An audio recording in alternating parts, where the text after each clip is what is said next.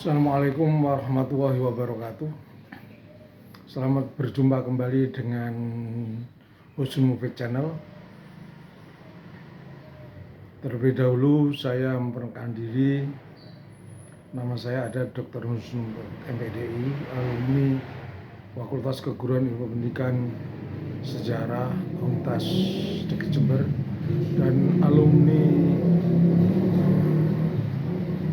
Magister Konsentrasi Pendidikan Islamiyah Sunan Ampel, Surabaya.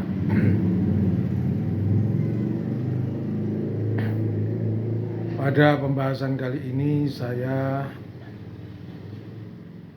akan membahas tentang makam KRT Sumodiningrat yang sekarang ini menjadi bahasan banyak orang-orang di daerah Jogja, Solo, Semarang, bahkan se-Indonesia.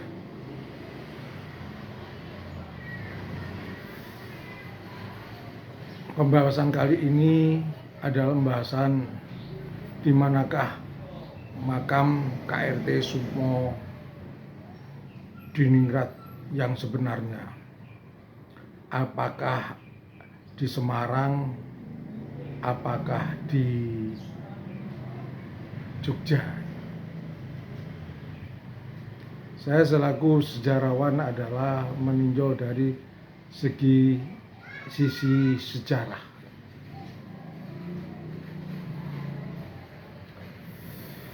Kita lihat dulu bahwa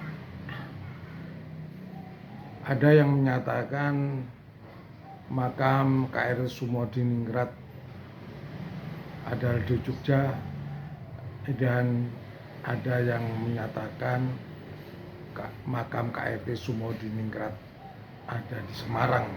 Nah, kita uji sekarang kebenarannya berdasarkan tinjauan sejarah.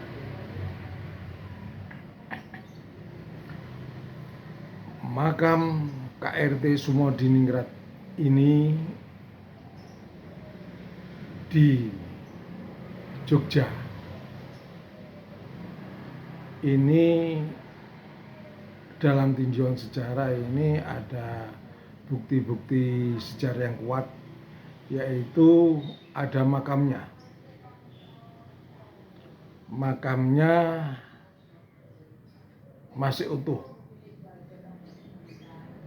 baik bentuknya maupun tempatnya. Sedangkan makam KRT Sumodiningrat di Semarang ini makamnya adalah makam baru, jadi kekunoannya tidak ada. Dulunya makam ini adalah makam yang berada di dekat pohon jati, kemudian oleh masyarakat dikasih cungkup. Nah, oleh masyarakat sekitar diberi nama Syekh Makam Keramat Jati tanpa ada silsilah dan kisah yang bernilai sejarah di makam di Sumodiningrat Semarang.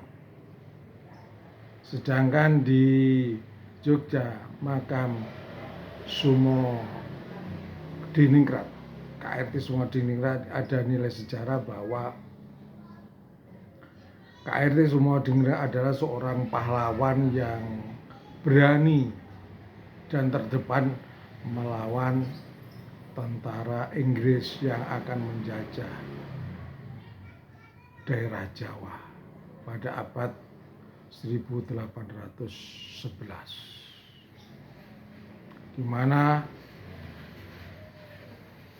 jenderalnya adalah Thomas Raffles. Sedangkan di Semarang tidak ada nilai sejarah. Ya.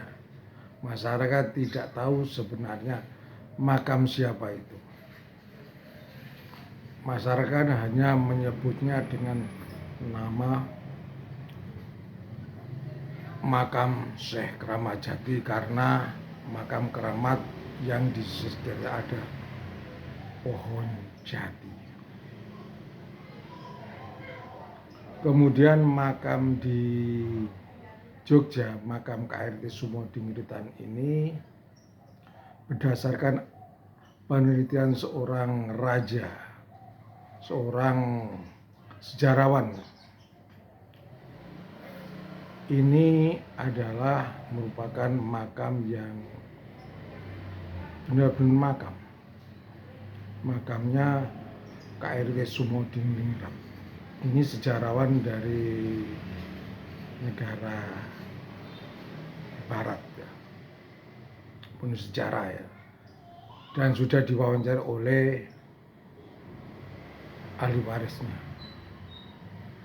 Dan KRT Sumodingritan ini tercatat dalam sejarah Keraton Yogyakarta dan Raja Hamengkubuwono IX, 10, 11 mengaku.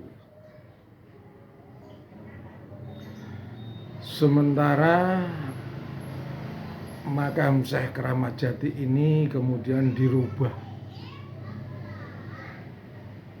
menjadi nama seorang Habib.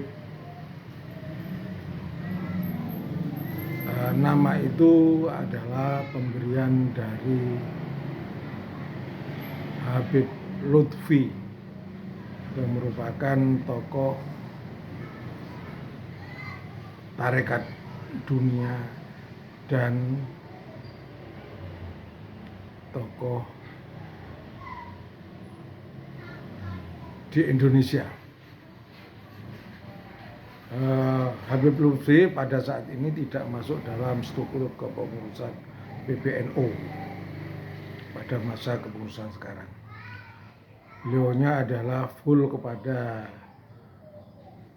kegiatan Jatman, sebuah tarekat yang ada di Jawa. Dengan demikian bahwa dasar makam KRT Sumodingritan kalau di Jogja itu berdasarkan ahli sejarah, dan yang di Semarang berdasarkan Habib Lutfi.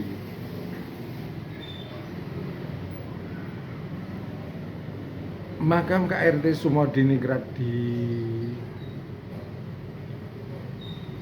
Jogja ini adalah dalam bentuk bangunan cukupnya makam yang sudah tua, sudah lama kekunoan ada. Sedangkan bentuk bangunan gapuronya di Semarang ini adalah gapuro baru.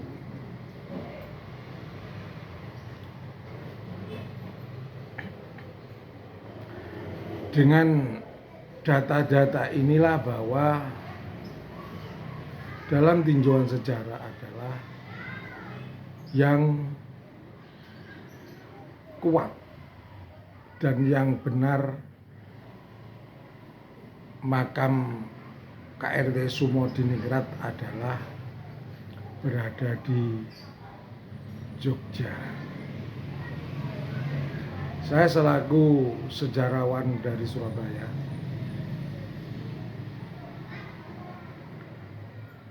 menyatakan bahwa makam KRT Sumodingritan adalah berada di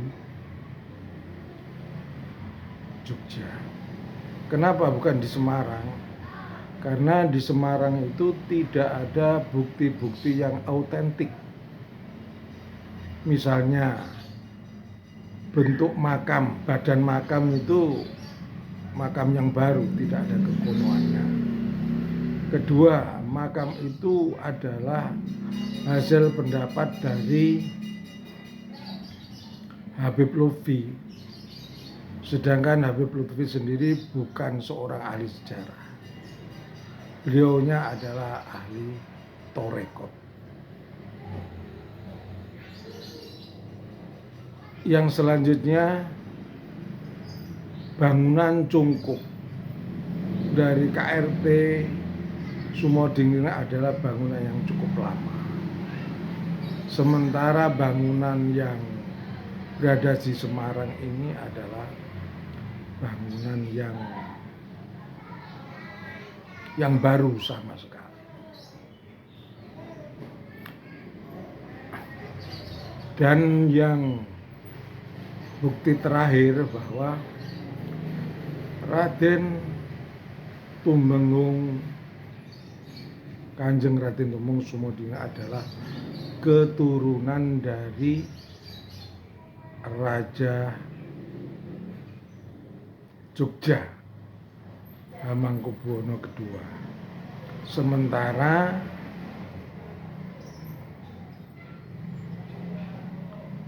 makam KRT Sumodingrat kemudian beralih menjadi nama Habib Hasan Toha. Ini sebenarnya tidak benar. Kenapa? Pada zaman perang antara Keraton Jogja dengan Inggris itu terjadi pada abad 1811.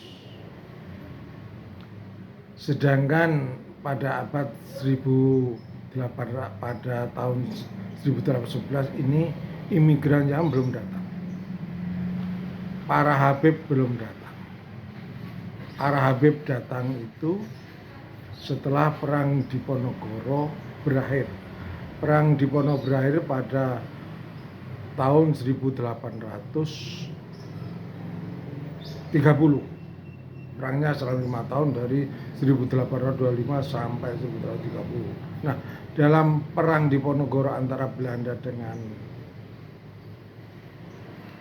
Pangeran Diponegoro ini tidak ada Habib yang ikut berjuang. Kenapa tidak? Ya karena memang belum datang.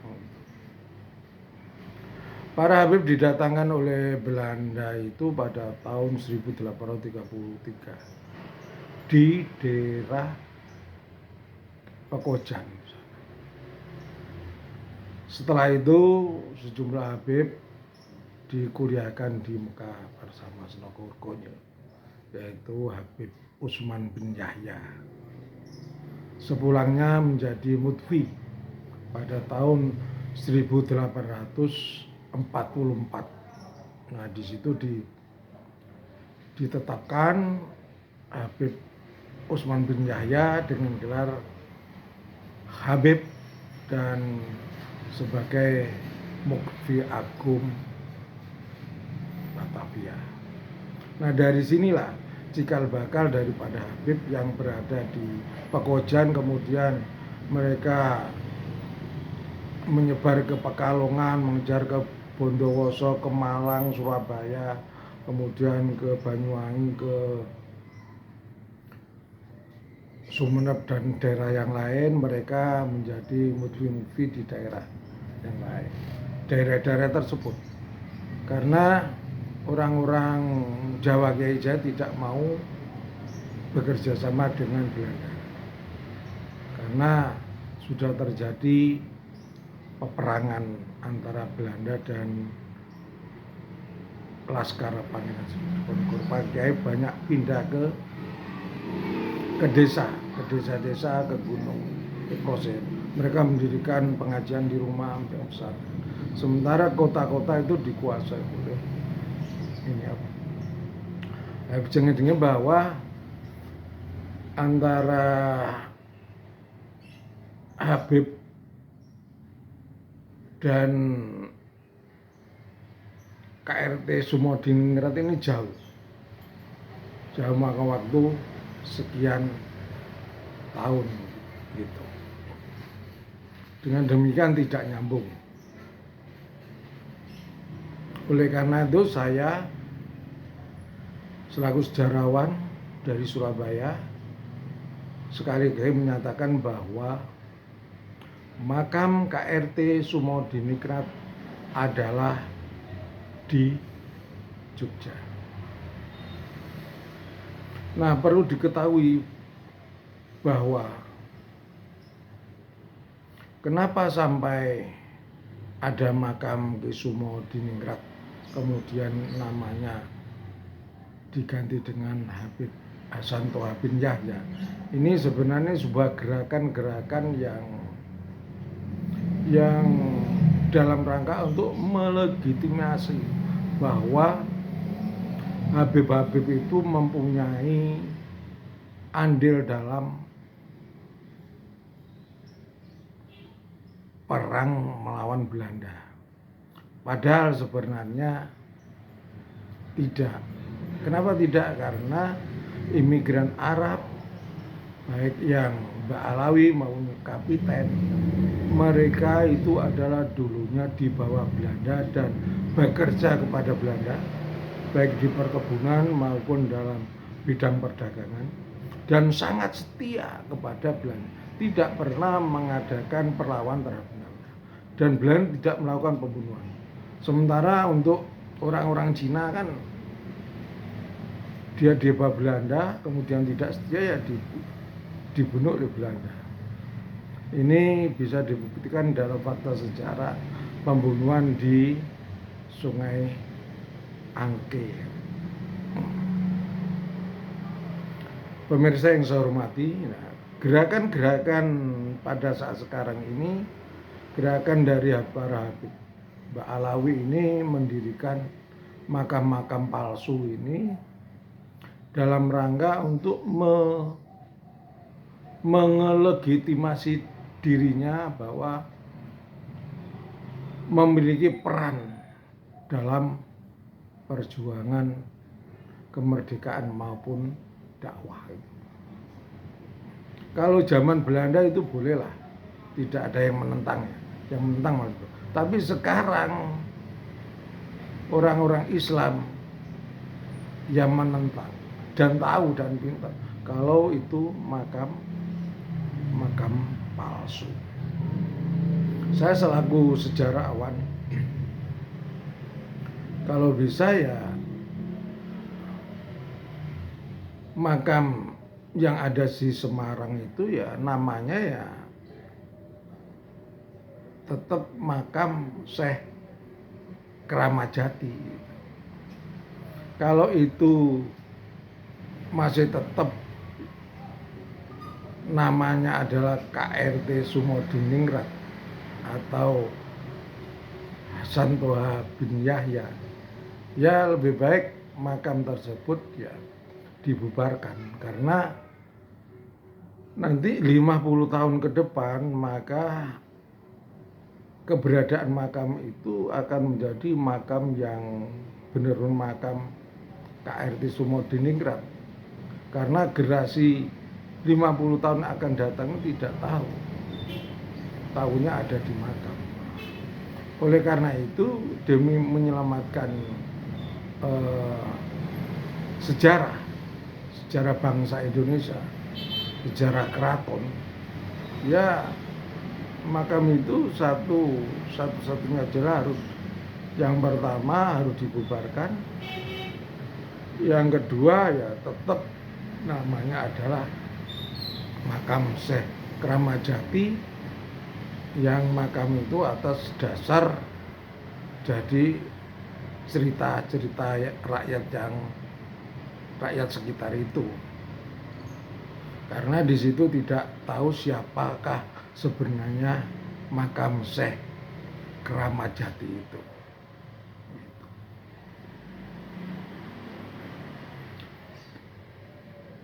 Pemirsa yang saya hormati, oleh karena itu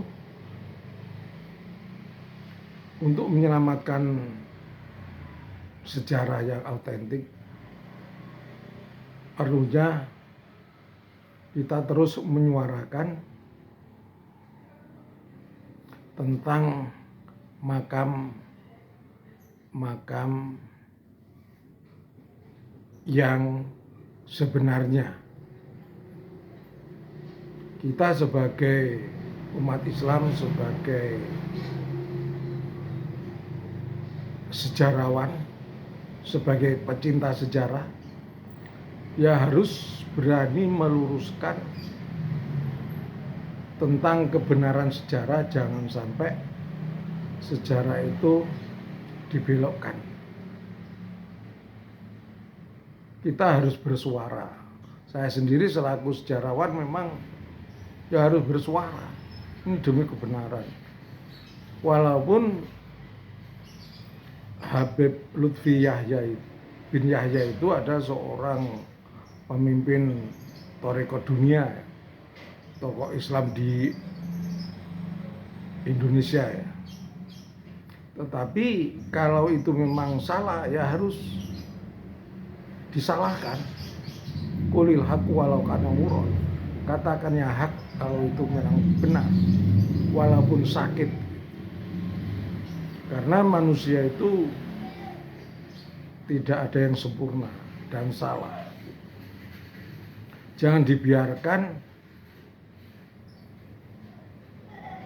makam KRT Sumodiningrat berada di Semarang dengan dasar dari Al-Mukarram Habib Lutfi bin Yahya selaku ketua tarekat di Indonesia dan dunia. Tidak ada kaitannya karena beliaunya bukan ahli sejarah tapi ahli tarekat.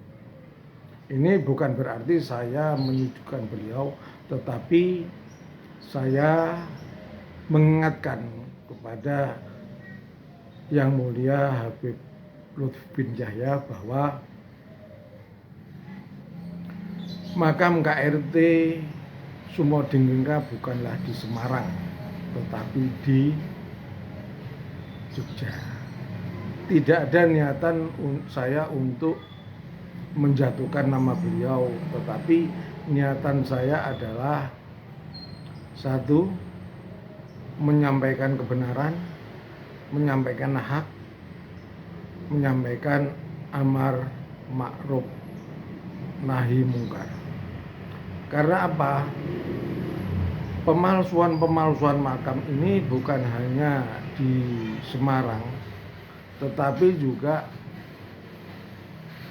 makam Ki Ageng Karanglo pun juga dipalsukan. Juga Ki Ageng Jurumertani, Perdana Menteri pertama Kerajaan Mataram Islam, juga mau dipalsukan. Nah, dari sini saya juga merasa prihatin dengan kondisi semacam ini. Apapun yang terjadi, saya harus menyampaikan hal ini karena akhir-akhir ini banyak makam-makam bersejarah, bentuk bangunannya pun dirubah. Bukan hanya pemalsuan tapi juga dirubah. Salah satunya adalah makam Sunan Ampel. Makam Sunan Ampel ini makamnya dirubah total. Sehingga ke depan 100 tahun kemudian, 50 tahun kemudian, ini makam yang dirubah total itu akan tidak diakui sebagai makam, karena makam itu dalam segi arkeologinya sudah tidak ada. Bentuk makamnya seperti makam-makam di Yaman.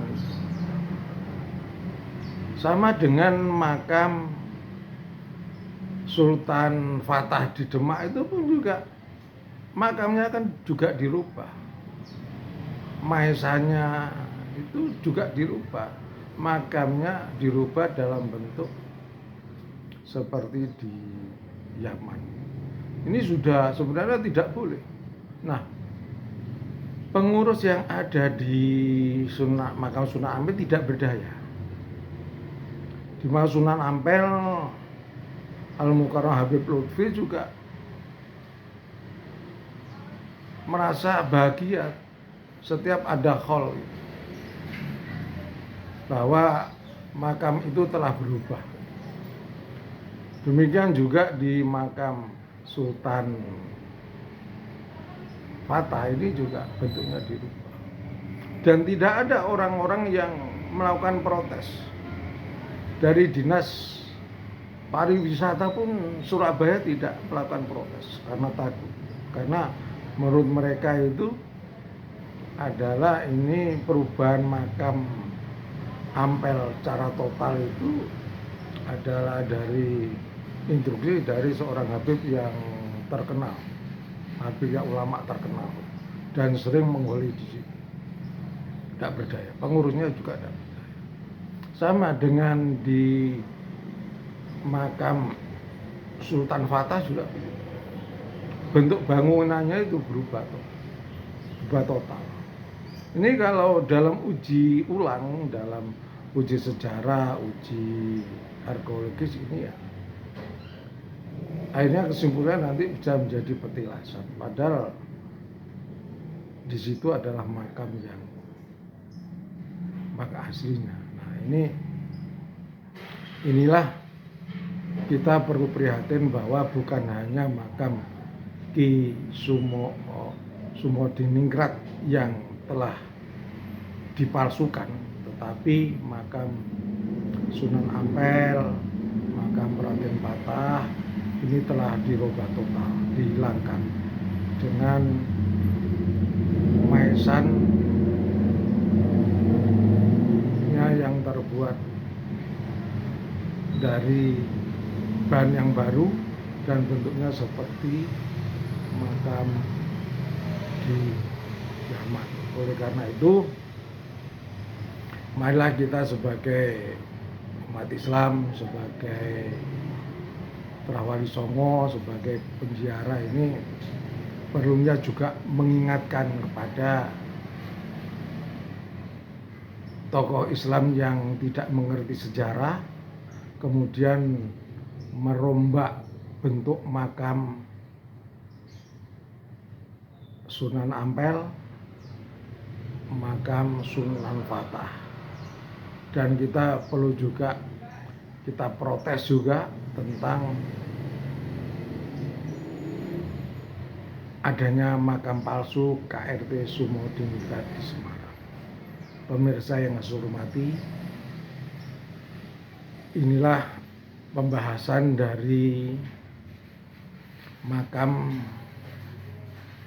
KRT Sumodiningrat yang sebenarnya adalah berada di Jogja, dan kemudian kita flashback ke makam Sunan Ampel yang telah dirubah total, dan makam yang ada di Demak, Mang Raden Patah, dan pelakunya ya orang-orang itu saja. Semoga Allah memberikan pertolongan.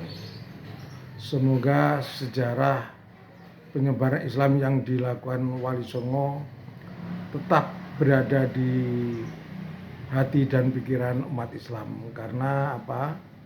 Sekarang gerakan-gerakan untuk menghancurkan sejarah Wali Songo, menghancurkan makam-makam Wali Songo sudah mulai ada.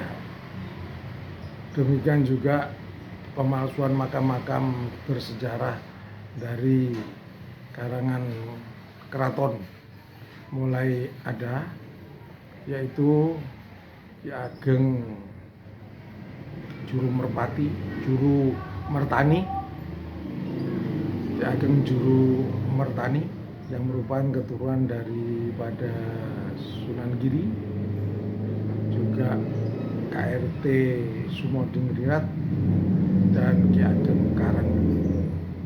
Mari kita bersama-sama mencegah gerakan-gerakan mereka yang mencoba menghilangkan sejarah Wali Songo dan menghilangkan bukti-bukti arkeologis makam-makam Warisono. Terima kasih atas perhatiannya. Wallahul muwaffiq ila aqwamit thoriq. Wassalamualaikum warahmatullahi wabarakatuh.